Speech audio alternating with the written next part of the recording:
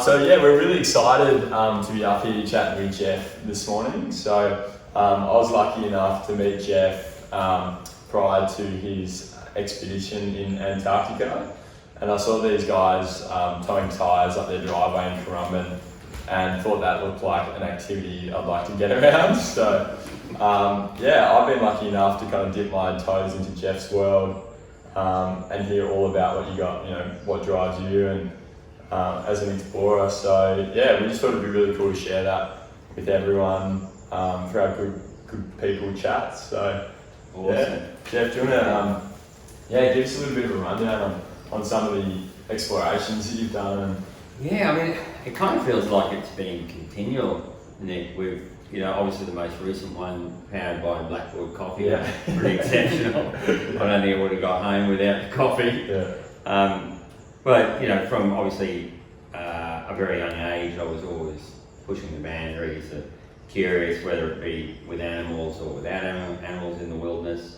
And probably my first journey was cycling across from London down to Kenya with a couple of mates. At that time, Egypt was sort of the ending point because the Sudan broke into civil war and we got to the border and had to turn around and head home. But from then, this whole concept of seasons comes in, where you have a season as a dad, a season as a business person, and you lay down the explorer's tools for a while. Yeah. What age? Because was that fairly young when you did that first kind of? Yeah, that first journey was at 17. Yeah, cool. So, and probably every 3 or 4 years we do something crazy in between. But then there's a section between about 30 and 40 where I just had to put my head down and get the kids more settled at school and film. But there was a pivot point for me in 04-05 during the tsunami up in Aceh in northern Indonesia, where I was up there as a translator for a French medical team. Yeah. And during that time, I put the adventure tools down for a long period and realised that nobody there that we were interviewing was caring about stuff. Yeah. They were all missing family, missing friends and missing experience that they were never going to have with those people again. Yeah. So I came home and we put all of our business into management and bought a sailboat out of Trinidad, shipped it to Brisbane and then learnt to sail on this 54-foot beast of a boat. Yeah, how good. How old were the kids when you started to do that? Kit was 6, Joe was 8 and Jade was 12. Yeah. So, great time. I mean, the only regret now is that the 2 young ones have sort of vague memories of it, but it's definitely shaped who they are as people. Yeah. They may not remember their adventures quite as clearly as Jade. Yeah. Once again, it shaped Jade entirely. And I worked out that in that year and a half at sea, I had 12 years worth of dad time as a vet. Yeah. If you look at the average vet's kind of work life, that 1 year and a half caught me up on the whole of Jade's life, because she was amazing. So after that journey though, I swore that I would never speak as quickly, never appear as hurried, make more time for people. Because everybody we met in the third world along the way, whether it be a fisherman coming up next to the boat just for a chat, someone wanting to trade a lobster for some flour. Because you were in a boat environment, you had getting time. a lobster or were you giving them the flour? Definitely the flour. Definitely the flour. And we only get lobsters up to a certain size. Beyond a certain size, I'd blow up. Oh, right. Allergic reactions, and we had one. This guy traded a beautiful lobster. I thought we'd risk it, so we took it. But we're anchored behind this volcano in the most remote part of Papua New Guinea, and I started to feel my throat close up. Oh no! And my eyes close up, and I couldn't find any antihistamine other than Demazin, like child formula. So I sculled the whole bottle, and it just kept me breathing through the night. But like if your windpipe closed up, it's not getting any help. Game over. Poor Sarah's left without a skipper in the most dodgy anchorage in the world. But I mean, that journey had everything. It had cyclones, pirates, hitting submerged reefs, just near death by prop. I got a lot more scars to the head from a prop going over my head. So, from someone else, or? No, we were on a Zodiac, towing the kids in a little baby break. Yeah. This freak wave, almost like a mini tsunami, shut the whole bay down and flipped the Zodiac. And Katali, at age of 6, was stuck under the front of the boat with it going full speed doing 29 circuits. Yeah. And 3 times I tried to get to him, and twice I went over my head. Cut the hell out of me. Yeah. But the 3rd time I managed to get on the boat. Yeah. He was underneath, and I'm under the boat with it, hobby horsing in a circle, and I could feel him wriggle up, stand on my shoulder, get in and pull the lanyard to kill the motor. Yeah. That's it. Wow. That's so good. And then I swam around to the side of the boat, came up, and he's got the little lanyard in his little proud 6-year-old fist. I've got it, Dad, I've got it. And then he gets hit with this arterial bleed from my eye socket. It's just on the chest. And he's looking at him somewhere. That was hectic. So, we had everything in that journey, but that ended in 2005. Yeah. And sort of for the last 15 years, we've pretty much had an expedition year, then a rest year. Cool. And it's now, what are we now, August. I finished that last journey on January the 4th. Yeah. And I'm starting to feel like I'm getting out of bed normally, and my knees are recovered. So it takes a long time, because you're pushing your body beyond what's humanly possible for an extended period of time. Yeah. And to give us like a bit of just a recap on that, like that expedition, what was the, you're out there for how many days in Antarctica? So we designed that journey to try and challenge the longest solo. Yeah. And there's nowhere on the planet where you can break the 5,000 kilometre mark without coming off the continent or running out of ice other than Antarctica. Yeah. The problem with it was to go from one side through the South Pole and out the other meant there were territories that we just couldn't get permission to cross because there's no retrieval. So we needed Russian support to get this journey together, and it meant that I would go to the pole and then cross this feature called Dome Argus, which is the high point of the Antarctic plateau. And because it's the high point, it's the coldest naturally occurring place on planet Earth. With summer temperatures down to -70, winter temperatures below. It's funny as a kid too, because I feel like we were chatting about this before, but as a kid, like when you see the like North and South Pole, you think of them just as like a literally pure flat, thing with like, but you don't think about the topography and. What's the elevation of that one? It's not that high, like it's only about 13,500, 14,000 feet, but because the air's so thin at the poles, when you're up there, it feels like you're at 17,000. And the air temp at -45, your lungs don't transfer oxygen very well at that temperature. Did you have oxygen on you? No, and I think if you just got dropped there, you'd probably pass out. Yeah. But because it took me 40 days to get there, I think we summoned on day 41 or something. So you're acclimatising the whole time. Yeah. But it still feels like someone's sitting on your chest. And I remember that, during the night, you're fighting this panic cycle because the more you stress about your oxygen debt, the higher your anxiety goes, the higher your oxygen demand goes, the more your oxygen debt, and then you get stressed. So you start going into this downward spiral. And I'm trying to use every single veterinary skill I have in my trip bag to try and determine, okay, am I really in trouble here? Am I going into pulmonary edema, cerebral edema? I don't think so, not at that altitude, but I feel really stressed. So then, bugger, I'll take 2 Valium out of the medical kit and see if that helps. And then I'm like, I don't know whether I'm going to die happy or whether it holds that stress cycle. So immediately you start to feel the anxiety go, your oxygen debt drops and you can manage it. But it's such a good feeling to get off that dome and into thicker air. And the big thing is the temperature. Like we were in a high pressure system at the time, and Simon was calling the weather from Currumbin, and he's like, listen, you've got warm temps, but it's going to get cold, you need to get off. So warm temps was down to about -50 at night, and nothing behaves the way it should at -50. You pick something up and it'll snap, your cabling, any sort of solar charging you're doing the wires would snap, the Yeah. screens would break. Oh, for sure. Fabric like this just cracks. Yeah, wow.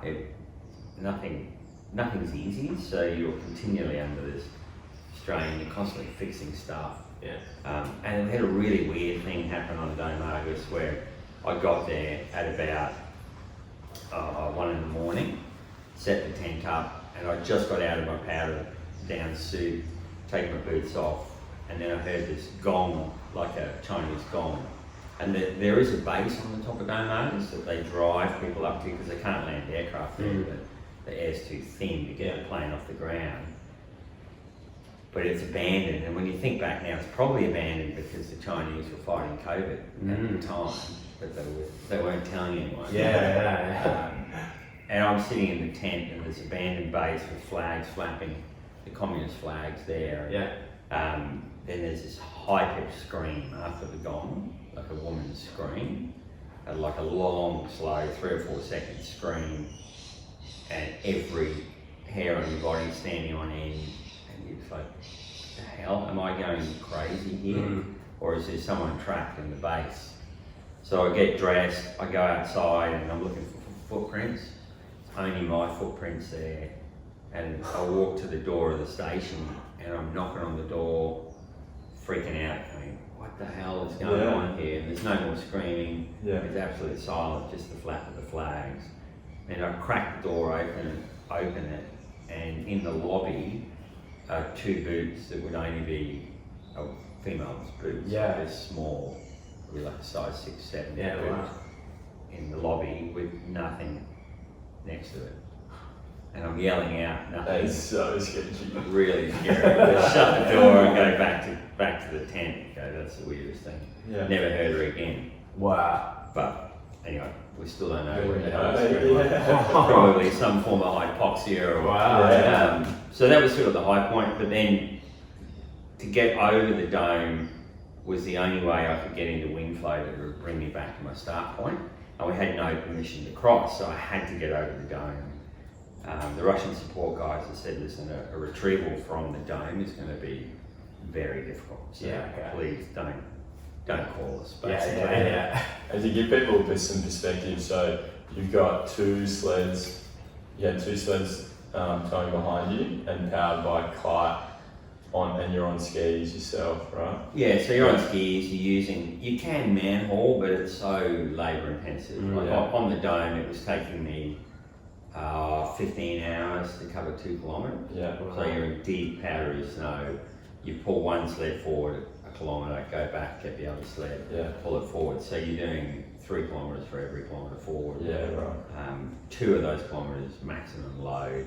1 you just got yourself. But when you're in between your sleds, you feel terribly exposed because you've got no protective gear. You're just wearing what you've got. You've got a satellite phone and a personal locator beacon, but you're still very, very exposed each time you're without a sled. And then even when you're just with 1 sled, it feels abnormal.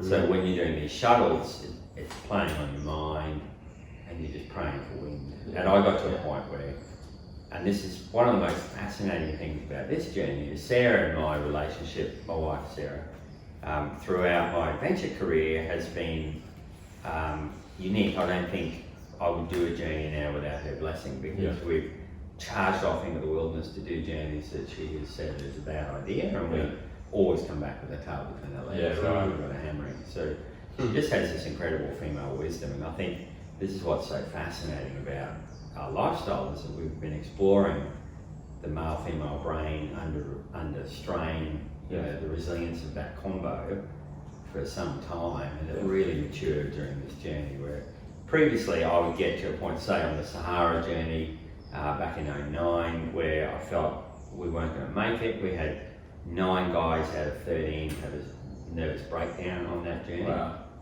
And we had people trying to kill each other. Al-Qaeda bandits. We had 700 kilometres of landmine sand, and that was really blowing people up mentally. You're trying to kite. This is with a buggy. You're trying to kite through landmine sand, and it's just draining on fuel. So I'd run Sarah and said, listen, I think this can't be done. You know, we were trying to do the first wind-assisted crossing of the Sahara and all the south. And back then, she would take a deep breath, give me a virtual slap. And say, listen, you got yourself into this, get yourself out of it. And it worked for those journeys where I was like, okay, you're right, okay, I'm an idiot, I'll keep going. And we'd get across and then come home. But Sarah would carry that conversation with her, and it would drain her to the point where I'd get home and she'd be less of herself. So this time we talked a lot about vulnerability going into it. And this is one of the keys to resilience that we've worked on over the years is, you know, the concept of a hard man or a hard woman being the strong, silent type works well in suburbia, but it doesn't work well in the wilderness because the wilderness doesn't listen, it doesn't care, it's immovable. So the more open and more vulnerable you are about your position and your feeling, the stronger you are. And so for this journey, from the outset, I was open and vulnerable. I didn't hide anything. If I was doing well, and I shed more tears than I ever have on a journey. The solo, you know, for anyone who's not spent a lot of time solo mindset gets very difficult about the 10, 11, 12 day mark. It's just that period of time where you start to break down mentally. And I found that period really difficult this time. Kids a bit older, you're able to interact more with them. And you had a little bit more connection this time from what I remember you guys saying with this, like your satellite and Pivotal were awesome. You know, a bit like Blackboard, they're a key part. But every ours is piece, equally as technical as equally as important. But every piece just fit so well in that journey. The Pivotal link, just having good communication, FaceTime calls really helped. But when I ground to a halt, rather than get the traditional kind of slap verbally, we just spoke calmly and just poured female wisdom over the problem, whatever it was. And then 3 times I got to the point where I felt I couldn't continue. And Sarah would just traditionally, you know, give me a G up. But she was very calm and said, listen, okay, why don't you double your calories tonight, make sure you get 8 hours sleep, and let's make the decision to call it off in the morning. And then I would go to sleep, double my calories, sleep for 8 hours, and in the double morning, your coffee. triple the coffee, 3 times the coffee in the morning. And then miraculously a wind would shift or some outcome would come. And, you know, 120 kilometres from the top of Dome Argus was the third and final grind point where I felt it couldn't be done. It had taken me days to cover less than 7 kilometres. I'd worked out at that rate I would run out of food on the dome, and long before that you'd run out of emotional strength. So that night I'd spoken to Sarah and we were both aware there was no retrieval at that point. So it was a very grim conversation. Next morning I woke up and I put a windsock into the ground with the wind direction that I needed to travel etched into the snow. So I dug a trench with an arrow so that I could just unzip and look at it, and no matter how fatigued your brain is, you can go windsock is lined up with the arrow, I can go. So all during that night I unzipped and the windsock wasn't moving, the arrow was there. Got up after my 8 hour rest, unzipped, and the windsock's off the ground, it's hammering, and it's blowing straight towards Dome Argus. So I'm like in this mad panic on the sat phone to Sarah going, I'm moving, and then they could watch my transponder move for the whole day. The next 22 hours, it took me 22 hours non-stop on that wind to get to the dome. And I remember coming into the station and the kite just fell out of the sky. I didn't even have to land it. So those sort of little miracles along the way. But I think the most amazing thing with that journey is that, you know, we're a small expedition company based on the sand in Currumbin Valley. We're training in the forest here. You know, competing against some of the greats of polar exploration. And I think that the keys have been all in the mental space, you know, the resilience, development. And the exciting thing with that is something we can pass on to the next crop of Australian adventurers coming through. And you've got Simon, my son-in-law, and Kit, and then Jade and Java, all these powerful girls coming through. Yeah. And they have those resilience tips just instilled in their very DNA. Yeah, for sure. But it's taken 20 years of mistakes in the wilderness to kind of grind those messages down. And I think the vulnerability one has been absolutely key in this last journey. Just getting away from that perception that the strong guy, the strong girl is hard on the outside, and, emotionally stunted. Like actually the guy that will get the job done, or the girl that will get it done, is the one that is very real with their own ability. Yeah. They're real, they're talking to their body, feeling it, knowing when to push hard, when to back off, when to stick your hand out and ask for help. They're the real tough ones, the ones going through. Can I just ask? There's a lot of people that probably just asking like, why do you put yourself through that? Like, why do you go through it on these journeys and have those conversations that are super green? Like, can you give us an understanding why? Good question. I think you only really know when you're in it. There's just times when this morning there was a piano riff on the radio that just transported me straight to the last step, stepping on the Dome Argus. Yeah. And at that point, you're the most isolated human on the planet. It's taken 7 years of hard labour to get the permission done, 2 years of hard training, 41 days of absolute brutal conflict with the toughest. People probably don't think about those logistics that you've had to go through without the training side of it, but the logistics. All of that lines up, and then you get this one moment of clarity. And I work a lot in what I call a fake eye image. So my fake eye image for that moment was an orange boot stepping onto the last high point of Dome Argus. And I meditated on that over and over again. And then when I did it, we had this moment months before where Salomon sent through their boots, their responsive boot. They make two colours, they make a white boot and an orange boot in the Mistral, which is the warmest boot I've ever expeditioned with. Open the box, I've been meditating on this orange boot for months, and I'm opening the box going, it's going to really be weird if it's a white boot. And I open it and there's an orange boot in there. And those sort of things link up to the point where you have these incredible moments of clarity, and I just don't know how to live life any other way. I would hate to water it down and just not have those incredible moments. But to get those moments, there's incredible risk, and plenty of people who've been seeking those moments are no longer with us because they made mistakes along the way. And potentially, with that attitude, you could lead a shorter life, but it'll be a full life. Yeah. And I meet so many men, particularly in Australian culture, who have died at 40 and they're waiting to be buried at 80. That, outliers like me, if I can just move them 10% off the sofa, then I feel like, if the bell curve of human achievement is here and you're an outlier, you're not going to be understood by the majority. You're not going to be appreciated, for some of the things you do or your outlook, but you might move 10%. And that for me is what's exciting. That's why we do it. You get home and you lick your wounds, and then you prep for the next one, and the next one's going to be huge. Like it probably will be our biggest challenge. I was going to say, can you tell us what's next? Or are you we've got to keep it really under wraps. It'll be an Australian first. Yeah, sweet.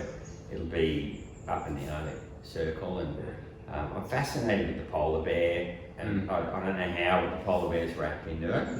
They say if we don't polar bear from one polar bear. You're right. First polar bear in. I'm into it. But the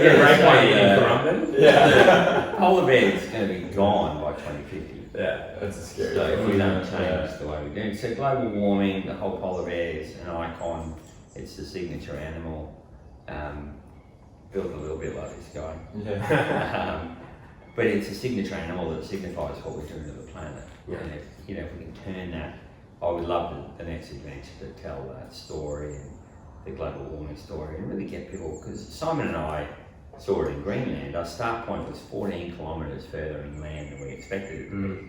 We're in a helicopter going to our start point, just going, looking at the map, going, this is where we should be starting, and we're flying inland.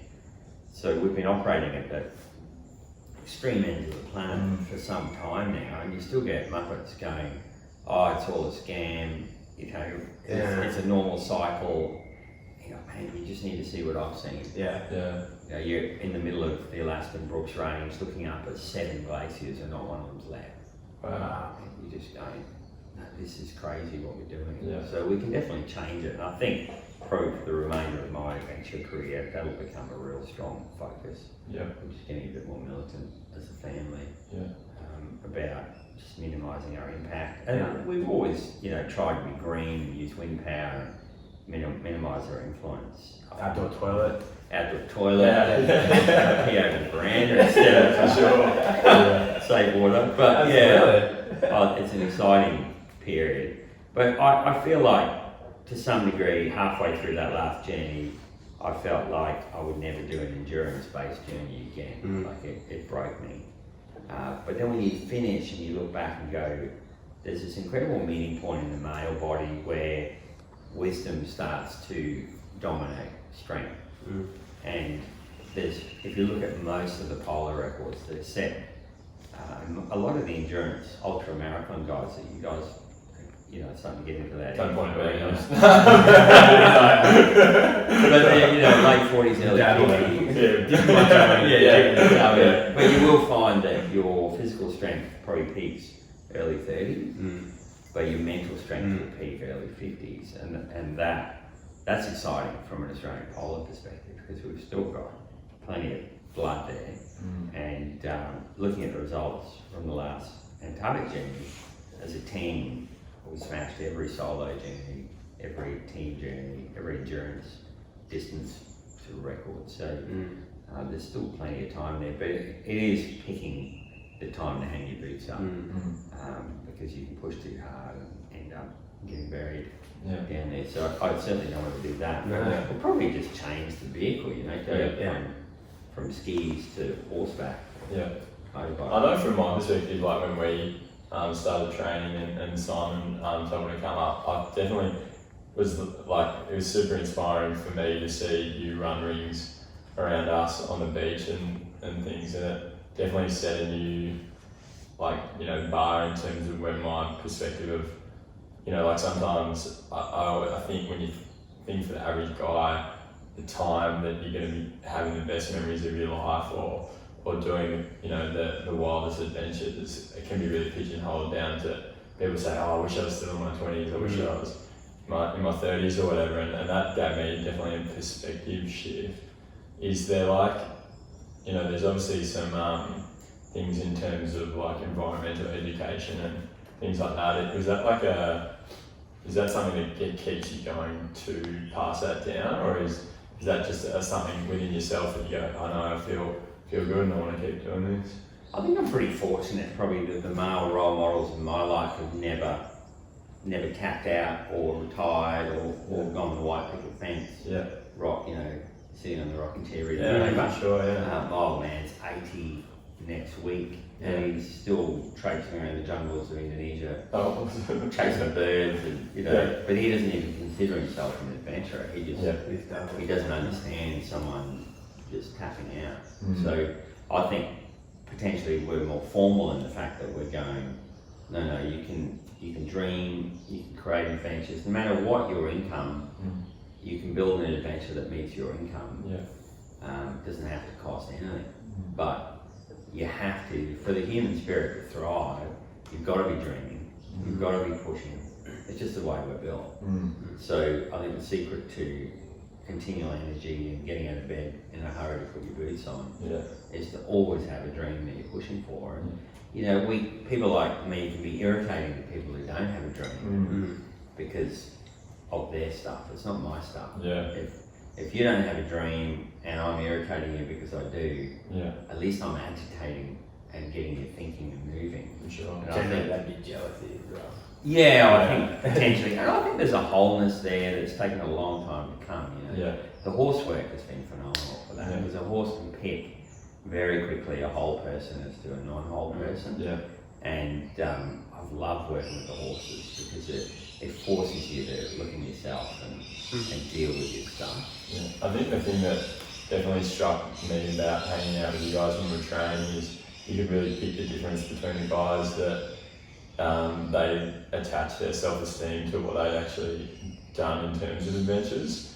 Whereas I think it took us like, every time we'd be debriefing in the spar after a training session, really naturally an exciting thing that you guys had done came out. And for me, I found that inspiring, whereas sometimes I think the delivery of those things can be, from the ego, it's like, oh, look how good, look how, beat my chest and take from that perspective. Whereas when I was hanging out with you guys, these natural stories came out, and it's hard to find anything but like, oh, that sounds amazing. That's something that. I think that's the reason for that, Nick, is that we're not doing the adventures for ego or for accolades. Yeah. You're doing them because it's a first or a milestone that you want to tick off, or I wonder if anyone has pulled a set of boobs across Antarctica. Yeah, Google that one. Definitely. Has anyone crossed the Simpson Desert without using a vehicle, just using a kite, or so they're always like. And this next one that we're working on is a similar one. It's a point on the planet that people have tried to get to and never got to. So we're like, wow, okay, why have they failed? What is it that we can do different from the Currumbin Valley to make this happen? I'm excited to, So we'll unpack that one as we go, but I think it's because we're constantly going, hey, there's another journey coming. And obviously, as I get older, there will come a time where it's less brutal and less. I almost look forward to, the next time I'm in a tent at -50 and every bone in your body feels like it's broken. It'll be nice if that's the last time. You don't. No idiot enjoys that stuff. If you do, you're a masochist. For sure. But there are just parts of the planet that you need to put yourself through hell to get to. But it's that last step, that memory, when your faith-owning image is coming in focus, that make it all worthwhile. That's awesome.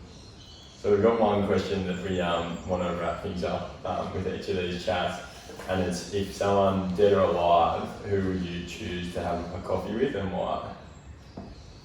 Oh, that's tricky. Could you have two? Yeah, why not? I mean, you share a coffee.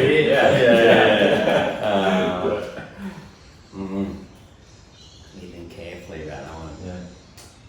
Probably Sir Douglas Mawson and Jesus Christ. I think that'd be a good combo. Good combo. We could just bring water and turn it into wine. And then, but obviously JC, just to unpack all the questions that I have. But from Mawson's point of view, we own 41% of Antarctica because of his incredible wanderings. And if you haven't read Mawson's story, where he walks, I think, over 300 miles on feet that have peeled off, and he outlived 2 of his friends to get home. It's one of the most incredible survival walks in human history. I think just unpacking probably more his mental process during that journey, his recovery, and he was once again a very humble, quiet adventurer that we don't know a lot about because he didn't beat his chest through the journey. But having a coffee with him would be phenomenal. Yeah, that's awesome. Okay, good. Thanks so much for having a chat with us, mate. It's like inspiring as always, and every time we sit down, definitely learn something new. So, thanks, man. Cheers. We'll have to come through a little training session. I've been a couch potato now since January. Mate.